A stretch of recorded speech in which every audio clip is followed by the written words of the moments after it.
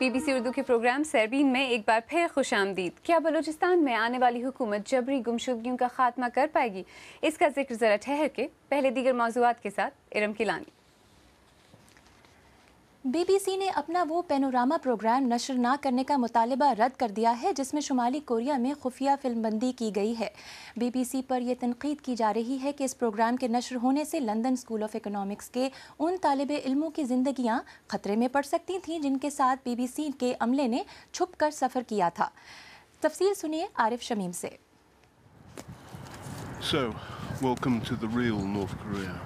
یہ ہیں be B سی کے پروگرام پینوراما کے رپورٹر جان سوینی، جنہوں نے شمالی کوریا میں 8 دن بطور ایک خفیہ رپورٹر گزارے۔ ان کے ہمراہ ان کی بیوی جو لندن اسکول آف اکنامکس میں پڑھایا کرتی تھی اور ایک کیمرہ مین تھا۔ اس کے علاوہ لندن اسکول آف اکنامکس یعنی LSE کے 10 طالب علم تھے، جن میں سے کچھ نے الزام لگایا ہے کہ انہیں اس خفیہ فلم بندی کے خطرات سے پوری طرح آگاہ نہیں کیا گیا تھا۔ ہمیں اس بارے میں بہت زیادہ تشویش ہے کہ ہمارے طالب علموں کی ذاتی حفاظت اور سیکیورٹی کو خطرے میں ڈالا گیا، اور ایسا کرنے کا ہم اس اسکول میں خواب بھی نہیں دیکھ سکتے۔ بی بی سی کا کہنا ہے کہ طالب علموں کو صحافیوں کے ساتھ سفر کرنے کے خطرات سے اچھی طرح خبردار کیا گیا تھا، جس میں گرفتاری اور حراست کے ممکنہ خطرات بھی شامل تھے۔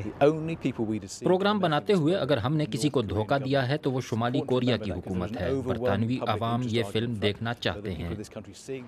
لندن اسکول آف اکنامکس کے طالب علموں نے اس تنازع کے متعلق مختلف باتیں کی ہیں۔ ایک طالب علم کا کہنا ہے کہ اسے خطرات کے متعلق بالکل نہیں بتایا گیا تھا، جبکہ ایک اور نے اپنے فیس بک کے صفحے پر لکھا ہے کہ اسے اس بارے میں پوری طرح آگاہ کیا گیا تھا۔ انہوں نے لندن اسکول آف اکنامکس پر الزام لگایا ہے کہ وہ اس تنازع کو بڑھا چڑھا کے پیش کر رہا ہے۔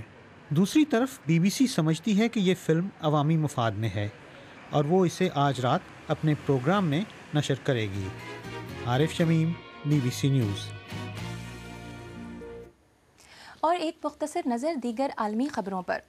وینزویلا میں سوشلسٹ رہنما نکولس مادورو معمولی برتری سے صدارتی انتخاب جیت گئے ہیں، تاہم ان کے حریف صدارتی امیدوار نے انتخابی نتائج کو تسلیم کرنے سے انکار کر دیا ہے۔ وینزویلا کے سابق صدر اوگو چاویز نے نکولس مادورو کو قائم مقام صدر مقرر کیا تھا۔ عراق کے کئی شہروں میں ہونے والے بم دھماکوں میں کم از کم 27 افراد ہلاک ہو گئے ہیں۔ اس کے علاوہ کرکوک اور دارالحکومت بغداد کے شمالی علاقے توس خرماتو میں بم دھماکے ہوئے ہیں۔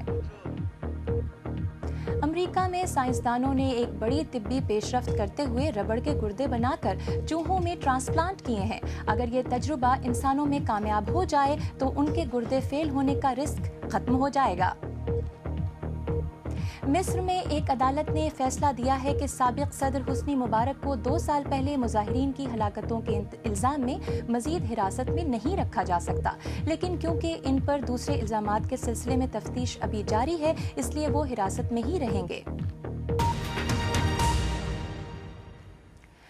اسلامک کوآپریشن تنظیم نے افغانستان کے قدیم شہر غزنی کو اسلامی کلچر کا ایشیائی شہر قرار دیا ہے۔ غزنی کے تاریخی مقامات کو سیاحوں کے لیے بحال کیا جائے گا، لیکن سیکیورٹی ایک بہت بڑا چیلنج ہے۔ تفصیل سنیے ہارون رشید سے۔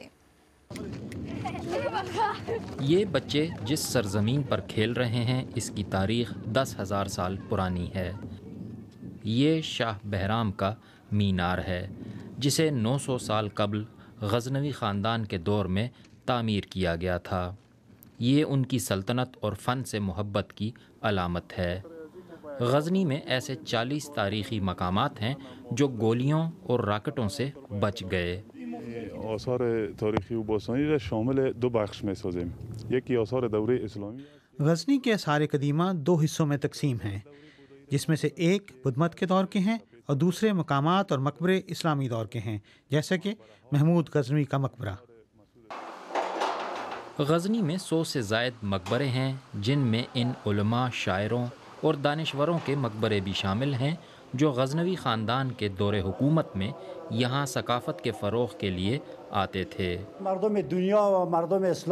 وہ ایک عادل بادشاہ تھے، لوگوں کے ساتھ ان کا رویہ منصفانہ اور دوستانہ تھا۔ ان کو لوگ اچھے نام سے یاد کرتے ہیں۔ کہا جاتا ہے کہ غزنی کا ہر حصہ تاریخی ہے اور یہاں بہت سی چھوٹی پہاڑیاں ایسی ہیں جہاں کھدائی کے کام میں سیکیورٹی کا مسئلہ حائل ہے۔ غزنی کے شہری پر امید ہیں کہ اچھا وقت پھر آئے گا۔ ہم چاہتے ہیں کہ شہر کی از سر نو تعمیر ہو، ترقی ہو اور اچھی حکومت آئے۔ اب تک جو تعمیراتی کام کیے گئے ہیں ان میں غزنی کے میوزیم کے لیے یہ عمارت تیار کی گئی ہے۔ ابھی یہاں نوادرات نہیں لائے گئے، لیکن لگتا ہے کہ تاریخی مقامات افغان حکومت کی ترجیح نہیں ہیں، انہیں نظر انداز کیا گیا ہے۔ لیکن غزنی کو اسلامی ثقافت کا مرکز قرار دیے جانے کے بعد لگتا ہے کہ اب ان مقامات کے تحفظ پر توجہ دی جائے گی۔ الیکشن کے دوران منشوروں کے موسم میں مختلف جماعتوں خصوصاً سابق حکمران جماعت سے ایک چبھتا ہوا سوال اقلیتوں کے تحفظ پر بھی کیا جاتا ہے، کیونکہ ملک میں اقلیتوں کو بڑھتی ہوئی عدم برداشت کا سامنا ہے۔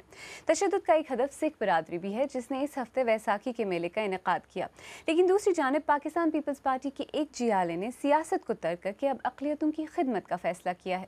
تفصیل کے ساتھ صبا اعتزاز۔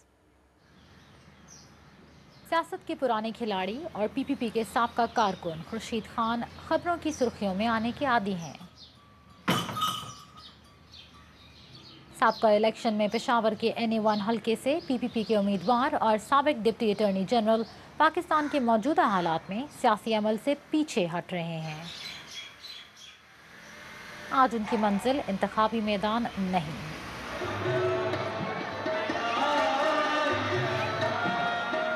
سکھ برادری کے لیے بیساکھی نئی شروعات اور امید کا جشن ہے، لیکن اس سال باقی اقلیتوں کی طرح سکھ برادری کو حفاظت کے حوالے سے بے یقینی نے اپنی لپیٹ میں لے رکھا ہے۔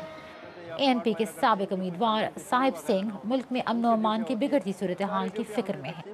اسے بھی دیکھ لیں، پاکستان میں کچھ ایسے حالات ہیں جو خاص طور پر KPK کے جو ٹرائبل ایریا ہے اور طرف ہے، وہاں پہ صرف مینارٹی کے لیے نہیں ہے، باقی عام لوگوں کے لیے بھی وہ مسئلہ ہے۔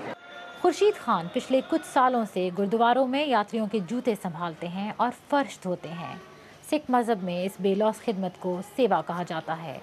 خان صاحب سیوا کے ذریعے ملک میں اقلیتوں کے ساتھ ہونے والے سلوک کی پرامن مذمت کرتے ہیں۔ امن و امان کا مسئلہ ہر جگہ خراب ہے، لیکن اقلیتوں کے لیے بہت زیادہ، جس میں تمام اقلیتیں آ رہی ہیں۔ کرسچن ان کے چرچ جلائے گئے، سکھوں کے ساتھ زیادتی ہوئی، ہندوؤں کا نوشہرے میں ٹیمپل چلایا گیا، تو زیادتی ہوئی ہے۔ گزشتہ سالوں میں اقلیتوں کے ساتھ بڑھتے تشدد کے واقعات کے خلاف کہیں نہ کہیں عوامی سطح پر ندامت کا احساس نظر آ جاتا ہے، لیکن حکومت کی طرف سے مجموعی ذمہ داری کا عنصر شاید گم ہو کر رہ گیا ہے۔ اسی سال خیبر پختونخوا سے 2 سکھوں کے اغوا اور 1 کے بہیمانہ قتل نے اس علاقے کے رہنے والے 3000 سے زائد سکھوں کو اپنے آبائی علاقوں میں ہی اجنبی بنا کر رکھ دیا ہے۔ پشاور کا ایک قدیم علاقہ محلہ جوگن شاہ، یہاں پر صدیوں سے 500 سے زائد سکھ گھرانے آباد ہیں، لیکن شاید آہستہ آہستہ اپنے تحفظ کا احساس کھوتے جا رہے ہیں۔ یہی وہ علاقہ ہے جہاں سے چند ماہ قبل 40 سالہ رگھبیر سنگھ کو اپنے ہی گھر کے پاس سے اغوا کر لیا گیا تھا۔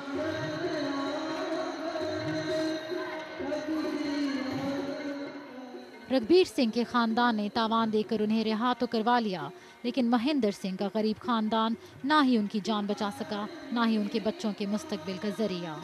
2011 میں اغوا ہونے والے مہندر کی لاش جنوری میں برآمد کی گئی۔ ان کے 8 بچوں میں سب سے چھوٹے کی عمر صرف 5 برس ہے۔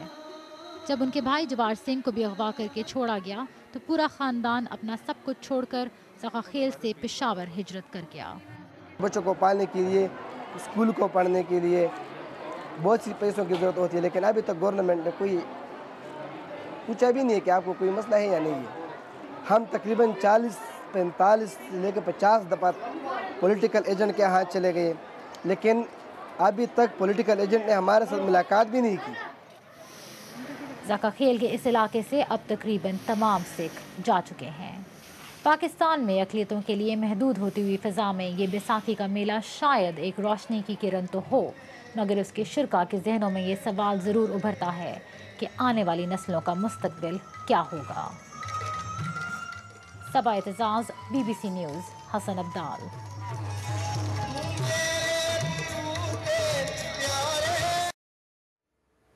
آپ BBC اردو کا پروگرام سیربین دیکھ رہے ہیں. پروگرام میں آگے چل کر دیکھیے گا بلوچستان میں جبری گمشدگیوں کے خاتمے کے لیے انتخابی امیدواروں کے پاس کیا کوئی جادوئی فارمولا ہے؟